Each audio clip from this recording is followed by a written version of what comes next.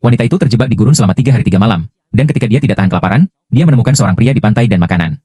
Dia mengira pria itu bersembunyi, tetapi ketika dia melihat bahwa itu hanyalah siput laut yang bisa ditemukan di mana saja di laut, wanita itu tiba-tiba kehilangan nafsu makan.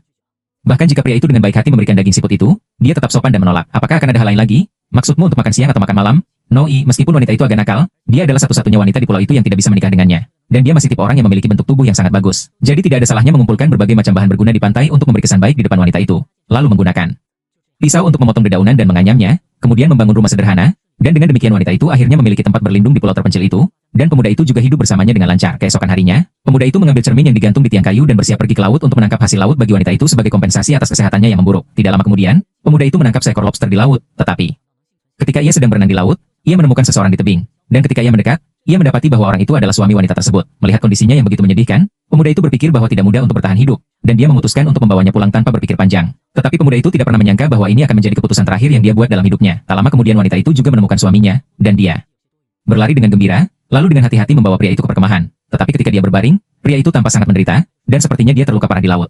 Pada awalnya, pemuda itu masih bersimpati dengan pengalaman pria tersebut, tetapi ketika ia melihat pemandangan keluarga mereka yang bersatu kembali, pemuda itu selalu merasa bahwa dirinya agak tidak dibutuhkan. Terima kasih. Tidak lama kemudian, pria itu tertidur sangat cepat di bawah perawatan istrinya, sehingga ia duduk di pantai bersama pemuda itu seperti biasa, dan bahkan turun ke laut bersama pemuda itu untuk menangkap kepiting. Namun, tepat ketika mereka senang berhasil menangkapnya, pria itu terbangun dan melihat mereka berdua tampak bahagia di pantai. Sepertinya ini memang pasangan yang sebenarnya. Intuisi pria itu mengatakan kepadanya bahwa dia tampak berwarna hijau. Sebenarnya, dia sudah menebaknya dengan benar sejak awal.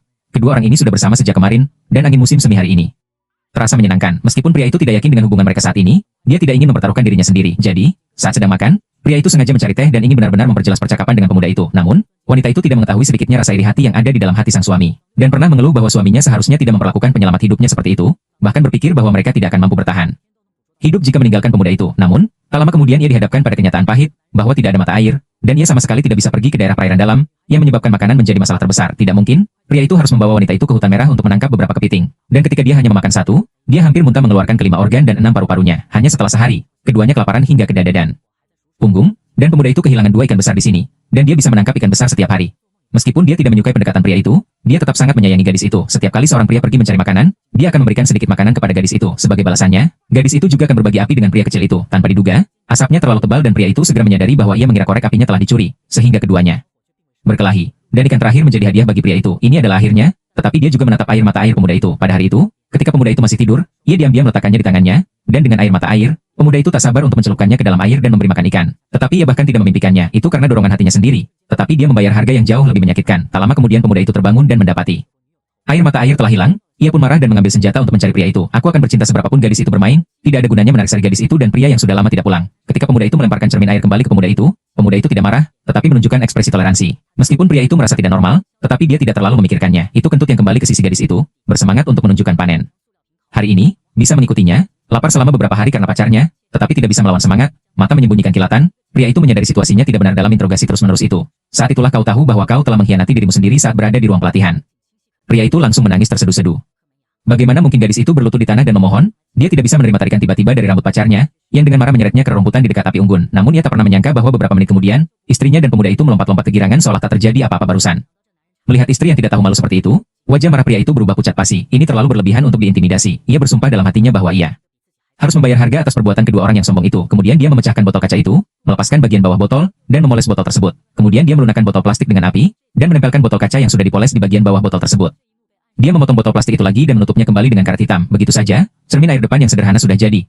Pria itu tak sabar untuk masuk ke dalam air, tangannya memegang cermin dan mengamati kemana-mana. Yang mengejutkannya adalah pemandangan di bawah air terlihat jelas. Pria itu membersihkan wajahnya dan tersenyum lebar. Dia segera masuk ke dalam air, siap untuk melemparkan beberapa ikan besar untuk membuat kesal kedua anjing dan gadis-gadis itu. Namun, ketika ia sampai di perairan yang dalam, ia secara tidak sengaja menemukan sebuah perahu kecil yang tenggelam, dan sebuah lubang kecil terbentuk di atasnya. Ini bisa digunakan untuk memperbaiki dan mereparasi, asalkan perahu itu diperbaiki, dia bisa melarikan diri dari pulau terpencil ini. Aku bahkan tidak terpikir untuk memasukkan ikan ke dalam tubuh pria ini.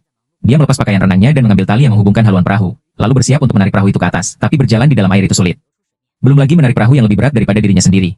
Setelah beberapa langkah, pria itu kelelahan. Dia bergegas ke air untuk mengganti napasnya. Dia tidak berani membuang terlalu banyak waktu dan segera kembali ke air karena ia takut perahu kecil itu akan hanyut terbawa dasar laut. Kali ini, pria itu melakukan yang terbaik. Dia menarik perahu itu ke tepi pantai hanya dengan satu tarikan napas. Dua orang di tepi pantai menyaksikan pemandangan ini. Pemuda itu menyadari bahwa ini mungkin kesempatan untuk pergi. Jadi dia langsung berlari untuk membantu. Tanpa diduga, dia menjadi marah dan dihentikan oleh pria itu. Dia telah mempermalukan dirinya sendiri begitu parah. Sebelumnya, sekarang dia ingin mengundurkan diri. Dia tidak ingin melepaskan kesempatan untuk pergi dari sini. Di lain waktu, Pria itu memperbaiki perahu nelayan setiap hari. Saya harap hari keberangkatan akan segera tiba. Ini adalah sesuatu yang tidak bisa lagi dilakukan oleh sang istri. Dia mendatangi pria itu. Minta maaf kepadanya atas perilakunya sebelumnya. Dia meminta pria itu untuk memperbaiki perahu dan membawanya pergi.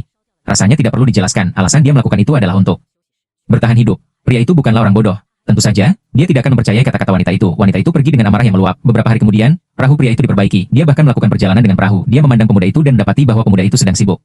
Pria itu dengan cepat mengambil ikan itu dan melompat ke dalam air. Siapkan beberapa ikan sebagai bekal di perjalanan. Namun, dia menyadari ada sesuatu yang salah ketika dia turun. Dia segera berenang keluar dari air. Seperti yang diperkirakan, kedua orang itu telah melemparkan barang-barang yang telah mereka kemas sebelumnya ke dalam perahu kecil itu. Jelas sekali, kedua orang itu ingin membawa perahunya pergi dari sini. Di mana seorang pria bisa setuju, berbaliklah dengan cepat. Namun ketika dia berenang ke tepi pantai, kedua orang itu telah mendorong perahu ke dalam air. Dia berusaha sekuat tenaga untuk berlari.